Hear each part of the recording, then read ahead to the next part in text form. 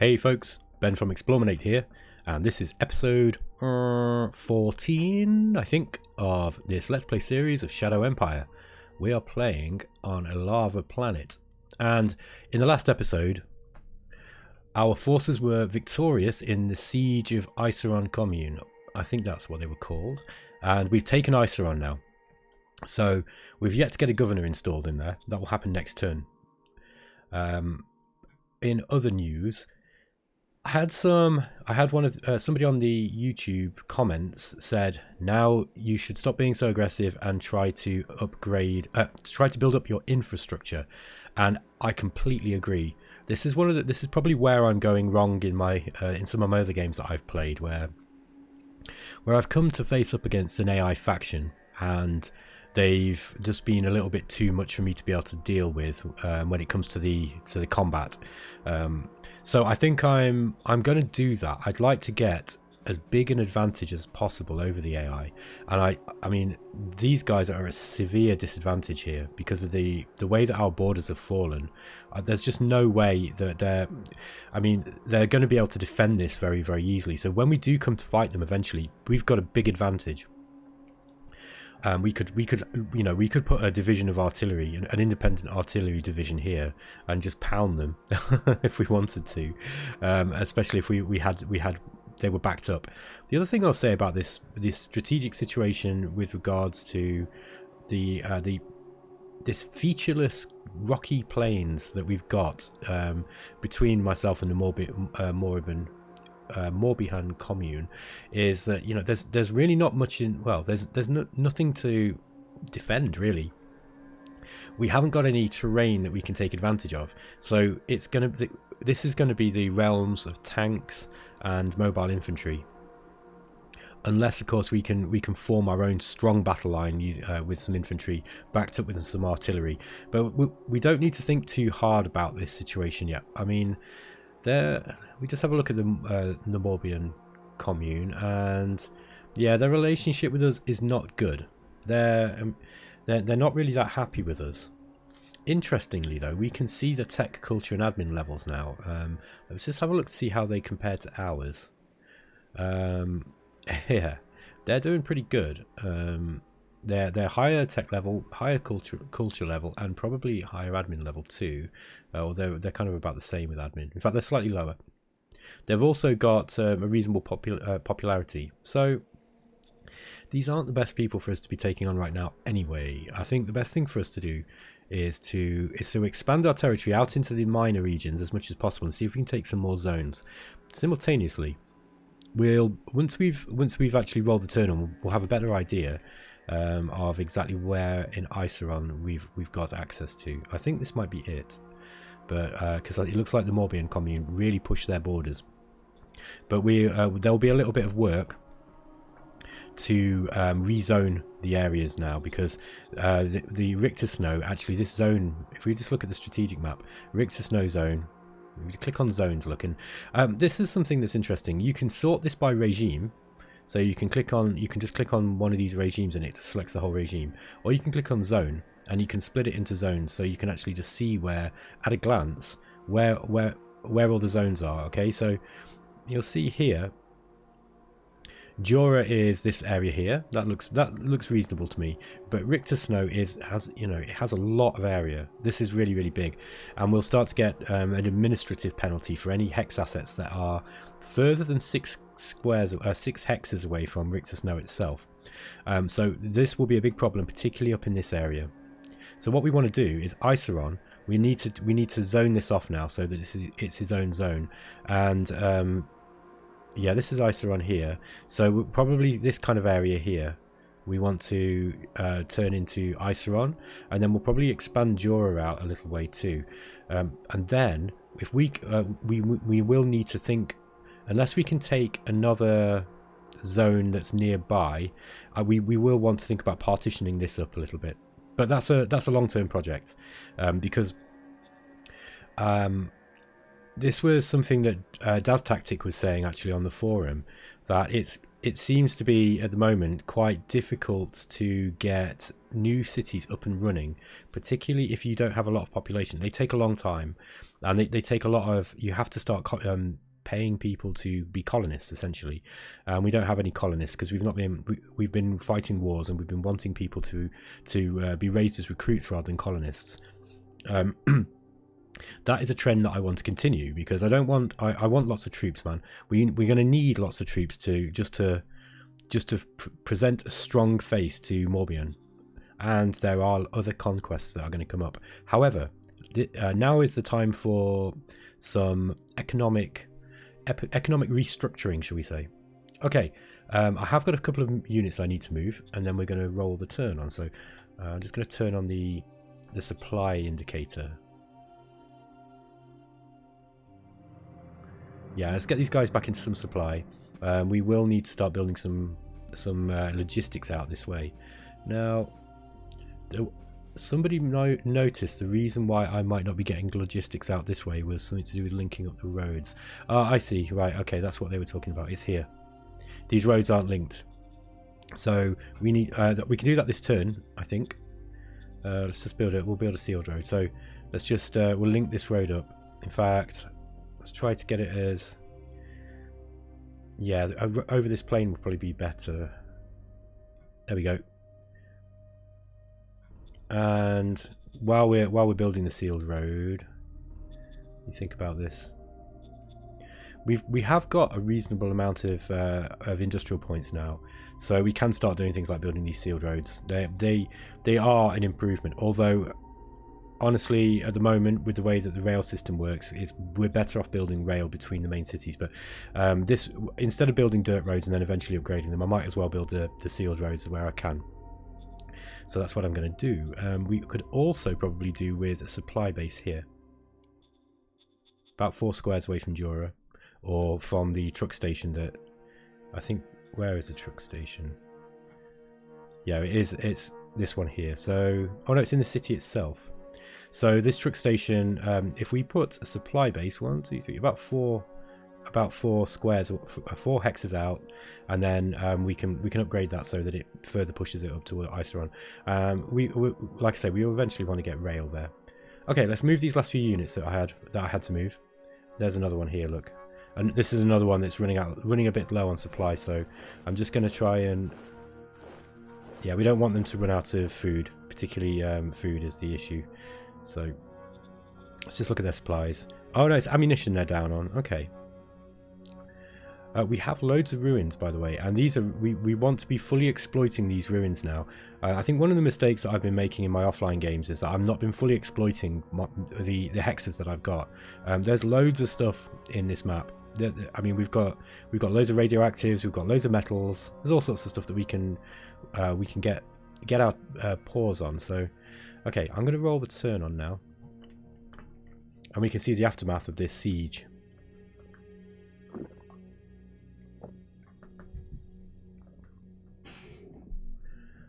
I haven't played a game quite this intensively for a long time, apart from remnants of the precursors that I've been playing very, very intensively as well. And both of those games, including this one, I can't get bored of them. I don't know why. It's just I'm one of those people that kind of has been searching for like the perfect strategy game, or the perfect game in general, for a long, long time. Ever since I've kind of got back into gaming about 5 or 6 years ago. I've been getting all these different games and playing them a bit, and liking this one here, liking that one there for a bit. But Remnants of the Precursors and Shadow Empire, they're very different games with a very different design aesthetic behind each of them. But man, they've both grabbed me, and this is just, I'm loving it so much. I'm so lucky that I got the journalist copy of this to review. Okay, a new zeitgeist wanders through the land. We are entering a decade of revolution. The effect is your least powerful faction will start to attract a lot of support. The current strength of this effect is light. Democratic Party gain 1 support point from revolutionary sources. In 18 turns, the effect of Decade of Revolution will come to full force. A high autocracy profile will help diminish the effects. You made it into a new epoch and gained 1 fate point. Okay, and we gained Iceron, and we got another fate point. So we have a number of fate points now. We've got some more fate stratagems. And we've generated some hold the line, which is a HQ stratagem we can use. Okay, first things first, let's go through our decisions. There will be some rejigging required in our national budget allocation. I think I'd like to keep... No, before we do this, I'm going to have a quick look at the tech tree and see where we're at. We've yet... Okay, so we're currently discovering solar energy. We're researching that, and solar energy is going to be really important. I was a little bit reluctant to break out until we got most of the things we needed here. I really want university, but it looks now like we've started to break out into these areas. But I think while we're on this tip of increasing our economy and our infrastructure, I think we'll keep this as it is. The Military Research Council is always really important as well, as is the Model Design Council. I think I'm gonna put... Yeah, I'm probably going to leave those as they are. The Secret Service Council I'm going to put a little bit more money into. That's just because espionage is going to be important at this point in the game. Let's just do that. There's always a little bit of a hit to relations when you reduce their budgets, but those guys will get used to it. Okay, so the Justice Knights are requesting that our civilization level increases from 1 to 1.9. We've got until round 48, so that's 14 rounds. That's plenty of time. I'm definitely going to do that. That will make them happy. New governor for Iseron. So, what are you like? She has Intimidate. Using stratagems and in generating occupation stratagems. Okay, that's not what we want. She's better at covert ops. Wow, she's 73 years old. You go, girl. You know what? She will die. I mean, well, I say die. She'll either die or retire quite soon, no doubt, because they don't go for much longer after they've hit this age. But the benefit of these old people is they tend to have really high stats. So investigation is useful in unrest events and zone security calculations. She will be a good person to put. So I'm gonna give it to her. She will be a good person. She's just got really high stats across the board. So yeah, let's appoint her. So you're now the governor of Iseron. And we've got the opportunity immediately to upgrade it from to a small town. So it's obviously a really small place, this one. And military advisors requested for Loza's area. Right, we want to keep our autocracy high now while we're going through this massive period of strife that we're about to come into. This is a big problem. We will start getting how to say, the factions, the weaker factions will start getting stronger. So at the moment it's the Democratic Party and the Justice Knights, right? We're the reformist army. Now there's some interesting stuff in the lore of this game about the reformists, which I won't go into because I don't want to spoil it for people. But these are, yeah, as you can see, they're more of a fist autocracy enforcement, you know, so they're kind of like, they're real autocrat types, ruled by, you know, the rule of the strong, bring in the jackboot, that kind of stuff. And these are, I mean, we want to keep these guys happy because they are the vast majority of my staff are based around on these guys, but they are going to lose power now, and that's just the way that this decade of revolution is gonna roll. So yeah, we want to keep autocracy high. Autocracy is really not good for us at the moment. We want to be raising democracy and meritocracy, because if we want to be building up on our infrastructure, there's just many bonuses in there. Commerce and government and enforcement, you know, so the society level, these are also really important for us at the moment. And I need to go into the profile info. I always forget what all these tabs are called. We need to go to the profile info and just find out what's going to be useful to us. Commerce is going to be really effective because we need to build up our private economy. So the first thing we should aim to do is try to unlock free market, and that means we're going to have to raise commerce. Government is also going to be a good one, because getting those extra bureaucratic points is going to be good no matter what we're doing. But there's also stuff that you can unlock as we go along, which is just going to make things better for us. Enforcement's also useful, and enforcement's probably better when we're going to war. but we do get a tax bonus, which is really, really helpful. And we've actually unlocked that already. Okay. So there needs to be, before I make too many rash moves with this, I need to start thinking kind of carefully about what we're going to do. Now, there will be some work to do with just pushing borders back and stuff. So let's do that a little bit. Oh, I see. He wasn't able to. Oh, that's right. That's because he's only got 200 men, so he's not particularly good at scouting. Okay. Perhaps we'll bring this unit back. We'll just get it resupplied. And these are members of the this is the 2nd Infantry Battalion, so I think the 2nd. Our borders are relatively secure. I'm just going to turn off this supply indicator. Look, our borders are relatively secure, although we've got some work to do up here. But we do want to start going this direction now. So let's move these. I think my original plan was to move them up this way, so let's move them up this way. We can probably use the strategic move to start moving them up. Oops. And that's not the right unit. Okay. Let's just see how far we can get everybody up. Find out actually where they all are. Okay, that's the recon unit. Just going to move them as far as we can. Okay, there's the 2nd. I'll move the 3rd up as well, and the 4th. We'll get them onto that road. Now this militia unit, should we do the militia?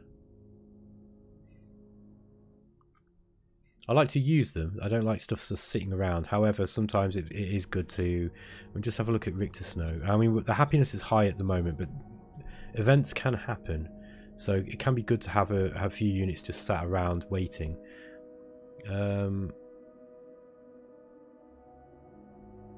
Okay, I'm just gonna move them. I'm gonna move some up this way. These guys, I'm not going to strat move them yet. I'm going to wait until they've all got the capability of being able to be moved strategically. Yeah, I'm going to move these guys up this way, and see if we can join in with pushing back this border here. I don't want to commit any military units to it yet. Just while I'm thinking about this, let's keep my eye on the Morbihan commune. Okay, so these guys have moved to blackmail now. So we can expect a war with these guys probably soon. Yeah. So these guys are going to be hard to deal with because they've got quite a high democracy profile, which gives them bonuses to their diplomacy. I think the best kind of diplomacy to deal with these guys, honestly, is going to be to go to war with them. I mean, they're not going to be happy with us for a start because we are just parking our troops right next to them. But I want that. I want to kind of get rid of these guys as soon as possible.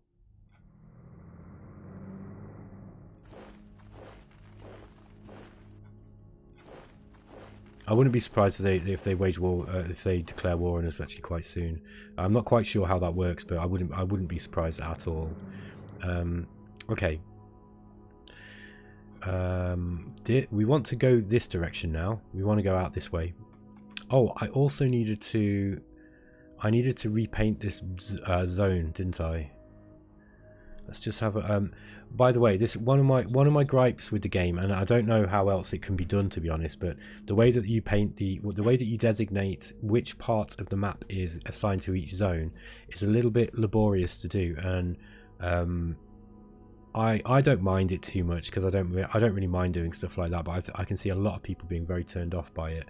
So I think it's something that I will do.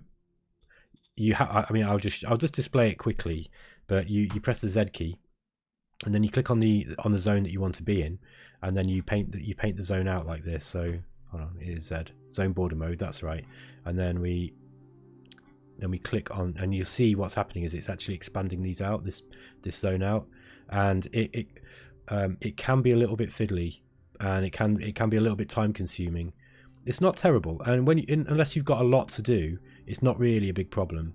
But if you've got I had on one of my games, I had dozens and dozens and dozens of these to do, and eventually I was a bit like, oh really, come on.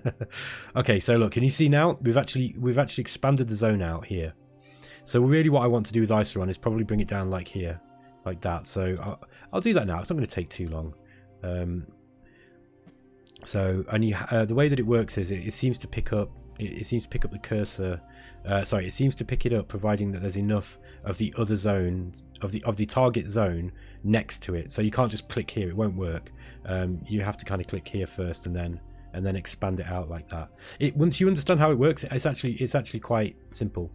It just can be a little bit time consuming, but I think it's worth doing here. We don't want Richter Snow to. I jumped the gun there. I don't want Richter Snow to be extended this far up, and we'll just see how many. I'm going to just change the modes back. 1, 2, 3, 4, 5, 6. Yeah, we don't want to be any bigger than this. This is enough now, and we want to expand this way. So let's just have a look at that strategic map. Okay, you can see now, look, that we've actually taken this piece out here.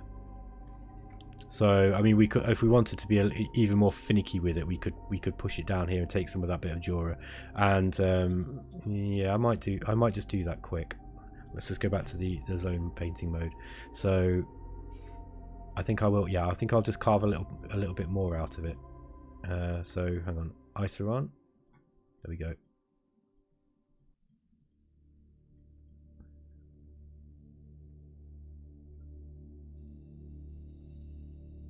Yeah, that'll do. We don't want to get into Jura's sort of territory too much. There we go. Okay, so we've kind of portioned it off a little bit more sort of evenly now. This is partly to, as much really for my own aesthetic purposes, and just because I've got some mild autism that means that I can't relax if it's not kind of even. Some sort of OCD thing maybe, but yeah, that's made me feel a little bit happier anyway. And this is a game for people like me, I've got to tell you. Okay, so the first infantry now. Not only have they got to hold Iceron for a while, because we are going to start getting some rebellions in here. So I'm going to move those guys in first. And they're the strongest units for a start, so we're going to move those in.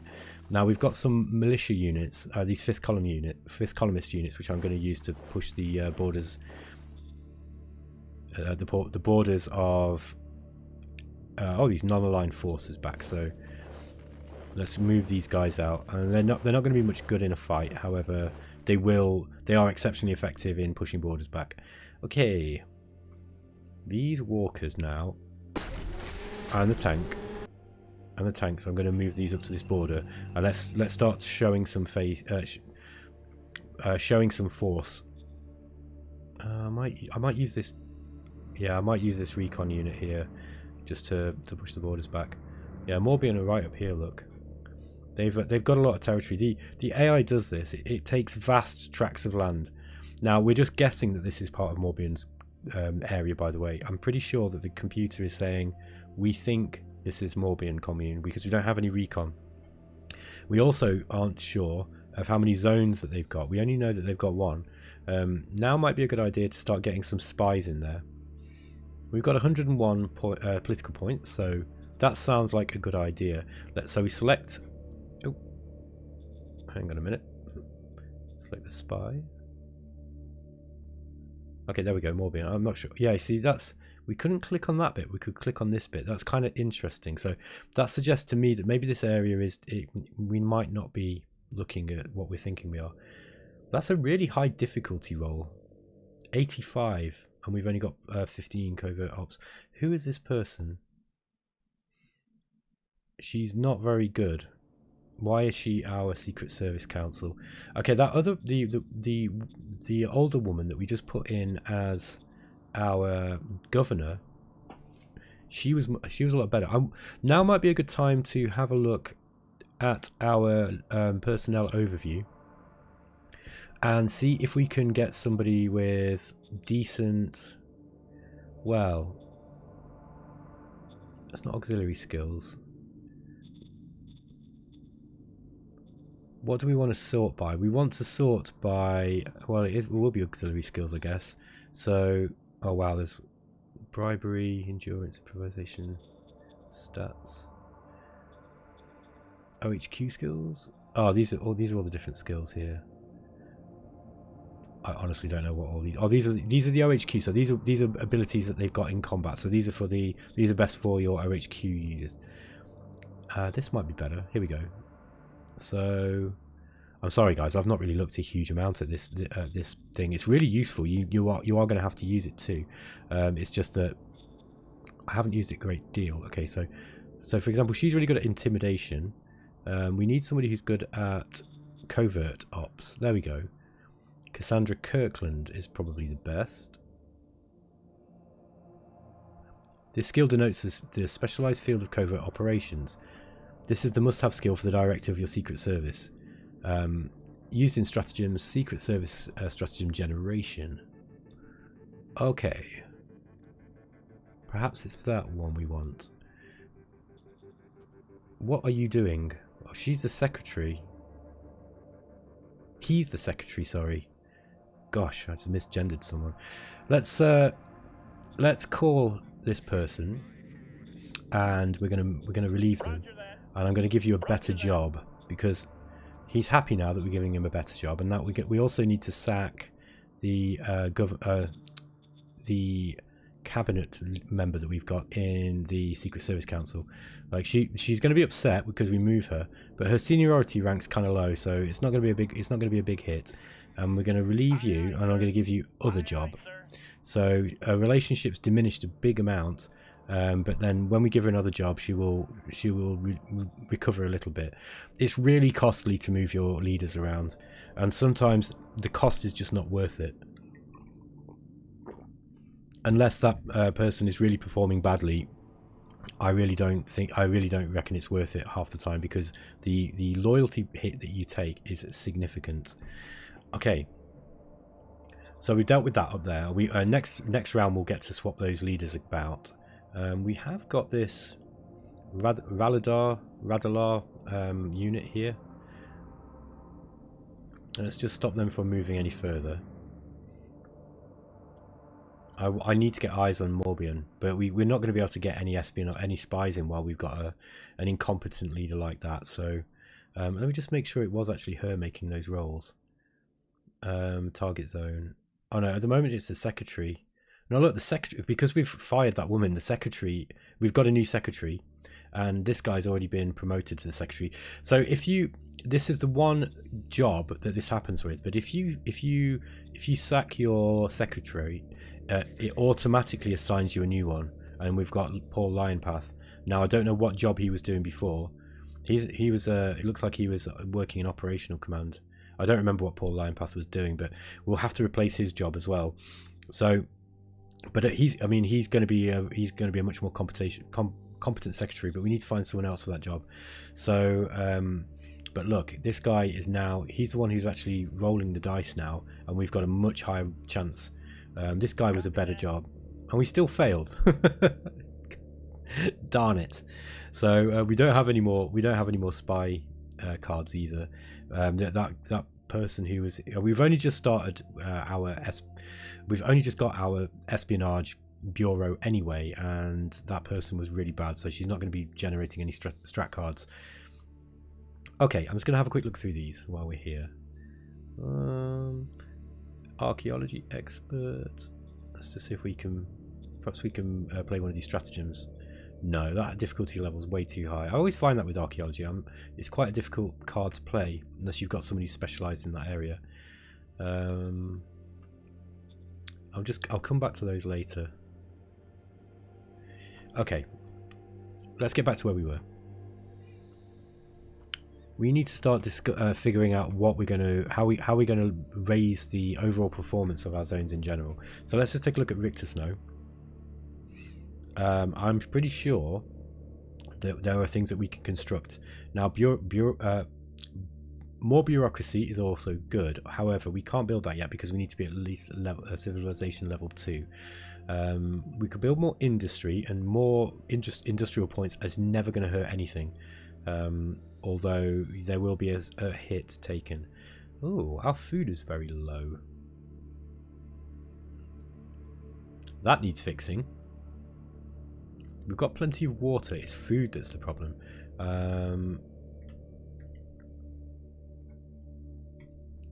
Iceron would be a bad place to build one right now. Have we got any food? Well, we've got a dome farm here. We don't have quite enough money to nationalize it, but that would be a good job. The only problem is that Jura would take a big hit to its happiness. It wouldn't be enough to, well, it might be enough to knock it into being rebellious. Decisions, eh? We've got enough money. We've got enough food at this rate to be able to build something else. Are we building anything here? It looks like we're not. So I think we should build a dome farm. And let's build it somewhere where it's relatively protected. Probably here. Let's build another dome farm. We're going to need it. So agricultural dome facility. 2 rounds of 100 metal, 1 machine, which we've got, and 50 industrial points. Job's a good one. Yes, sir. So we're going to build that there. In Richter Snow, what are we building? Doesn't look like we're building anything here either. We could upgrade things. Now this recycling unit might be a good thing to upgrade. Where are we? Mining. So we could build recycling facility 2. 2 round. Oh, mind you, that's going to be taking a lot of our industrial points. However, we have got a bit of a buffer. And we've got plenty of metal. Yeah, let's do that. Aye, aye, sir. That's not going to hurt us either. So, okay, we're looking good. We're looking good. I think we can start thinking about. Oh, what are these? Oh, we don't know what they are. We'll find out though. So let's roll the turn on.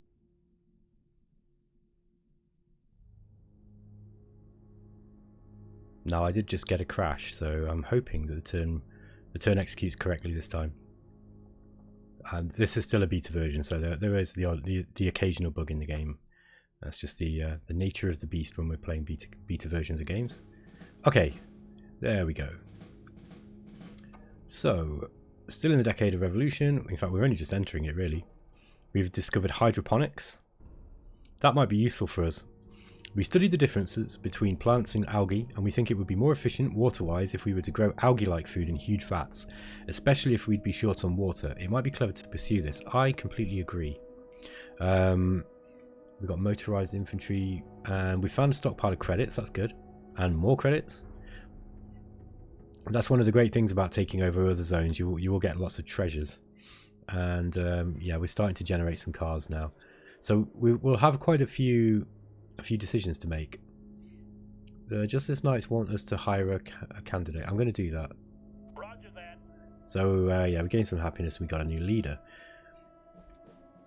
Okay, so we need to, now there's a time for a policy speech. Going to war with Morbihan Commune. I know we're going to have to do it sooner rather than later, but the problem is we don't really have the resources. You have to be careful with some of your war hawkish leaders, because they like going to war, and sometimes they like you going to war whether you're ready or not. And I've made the mistake before of thinking, oh, I've got 12 rounds to build up a force, and then no. So I'm going to avoid that one. We are going to be at war with Morbihan Commune sooner rather than later, but I don't want to get pushed into that until I'm ready. Enforcement, and we've got commerce. Right, let's have a look. So let's look at our profile. So commerce, free market would be great. Enforcement, we're already kind of high in, but getting a recruitment bonus would be really, really powerful too. I'm going to go for commerce here, providing that it's not going to offend anybody. No, that's it. We'll go for commerce. So our private assets have got to reach 27 levels. We can do that. We need to put more money now into floating the private sector. So yeah, I think Cassandra Kirkland is going to be the person for this job. She's got the covert ops skill, and she's also good at science and agriculture. Yeah, it's quite a weird character, that one. Roger that. Welcome to your new position. The staff council priorities. Postures, I'm not bothered about at the moment. So let's Let's drop. Well, mind you, just keep a few because it is good to generate a few posture cards. Actually, the posture cards are they're the things like defense, blitzkrieg. You know, the stratagems that you can play on your operational HQs in order to make them more effective in certain roles, and they are essential as well. The bonuses that they give are significant. Okay, I'm just going to leave the rest as they are. Yeah, we've got independence rallies in ISA on. This was always going to happen, so we're just going to have to crack down on this. Fortunately, oh no, we failed. 2,000 soldiers are confronting 16,300 militants. No wonder we failed. That was not good. 50 unrest. Right, this is going to be a problem. Rebel manpower went up. Yeah, we're going to have I think we're going to have a rebellion there. Okay. Let's put a little bit of money into ISA on. I'm not sure. Look, before I do that, let's just check our treasury cash flow and just see how much money we're making. Okay, we're in the green, so we're making 487, and our expenses are 346. Although I'm sure that part of this is because we're making quite a lot of money from the sale of water. So let's go back to that. We can afford to put some into the budget, into the public budget. Worker salary we want to increase. Recruit sign up bonus. Start it at 10, I think. Max recruits we'll put to 500 for now. We don't. I mean, I think we are going to be at war soon, but I'm hoping that we can avoid it. I will allow emergency food. Yes, sir. Worker happiness increase because we gave them a wage. Okay. I thought that oh, I see what happened here. We really don't have many troops left. So, oops, I didn't mean to do that. So let's start replenishing these troops.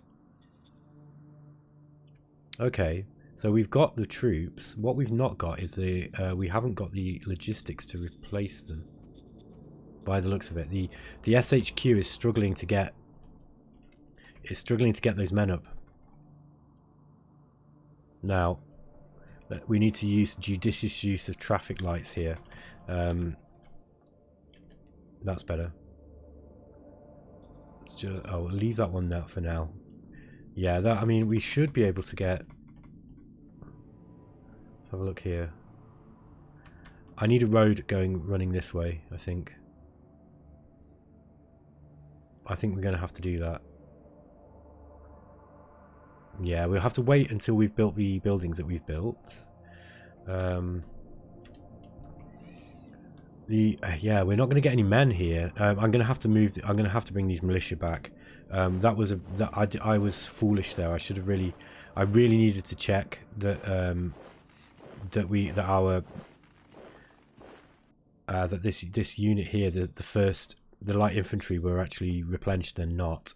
So they're quite a long way. They're actually quite a long way from the strategic HQ that's supplying them. So, and we can't really afford to build roads either, or rail. Okay, we might have a problem on our hands from that, but that's okay. It's not the end of the world. We can still push these borders back here. Oh, we found a mech automaton. We want that. That gives us research bonus points, military research bonus points. Okay. Now, we don't have that many men. We've got loads of metal. And we've generally got quite a lot of resources. The thing is that we don't really have a great deal of is... let's start... I'm going to start surrounding these guys.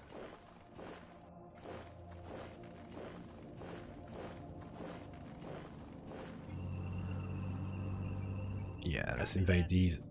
Okay, and go. I'm pretty sure we'll be able to defeat these guys easily. Okay, done. We'll move these back to where they were, just to show who's boss. Yeah, I need to get some eyes on Morbihan. While I'm thinking about it, let's send some spies in, I think, to Morbihan commune. We've only got 2 recon, which is pathetic, so still a high roll, look. This person just wasn't as good as our secretary. How many spare leaders have we got? Let's just go to our personnel and look at the reserve pool. Yeah, we've got a level 2 reserve. This guy might be okay. He's streetwise. Trade. This guy's going to be good as a governor. Yeah, I mean, we might be good putting this guy as a governor somewhere, but where? We've also got this person. Oh, this was who? Yeah, we removed her. This is the woman that we removed. So she was no good in that job that she was in. And we did promise her another job. We need to give her a job as well. So we need to find a job for her, and maybe that job could be something like, if I raise another formation of troops. Yeah, that might be an idea. If I can raise, I'll raise another formation. We're going to need some anyway. Let us raise, or let me raise, a brigade. Yeah, we can get an infantry brigade. Oh, this is battalion. Let's see if we can get a brigade. Yeah. So if we raise a machine gun infantry brigade, which I'm fond of using anyway. Now we've got GI3s or GI3s. Oh, I see. I know what's happening. These are replacement troops from the SHQ. Yeah, let's use some of the troops from the SHQ, which means we'll probably be able to raise more. Oh yeah, we've got 0 guns too. Okay, here we go. Right, so now we've actually created a job for that leader that we needed to, because she'll be unhappy with us if we don't give her a job, and unhappy people will eventually rebel and they will cause a problem. They're quite, excuse me, they're quite powerful people, and they're able to raise militias quite effectively when they want to cause you problems, when their true colours are revealed. So okay, this group here. Yeah, it looks like they still need supply. Let's leave them there for the moment. Now we can move the 2nd infantry up.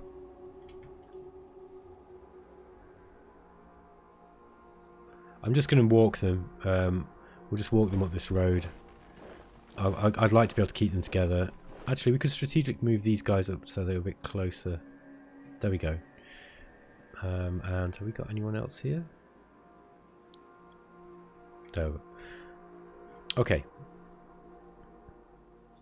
So 1, 2, 3, 4. Oh, hang on. We're missing the 2nd. Where are the 2nd? Have we forgotten them somewhere? Let's go to the order of battle. I'm not sure if I've shown this screen off, but basically the order of battle shows the chain of command.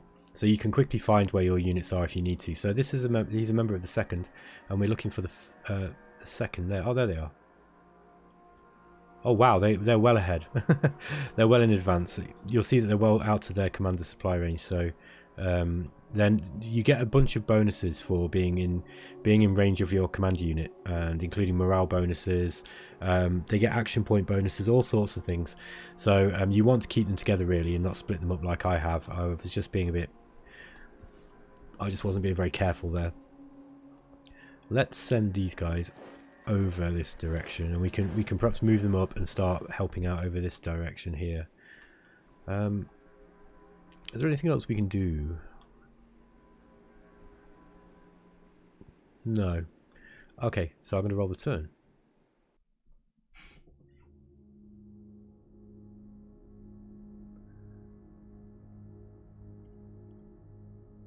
Let's see how the Morbihan commune take our build-up along their border. I think I've still not played this enough to be able to kind of figure how the AI deals with things like that.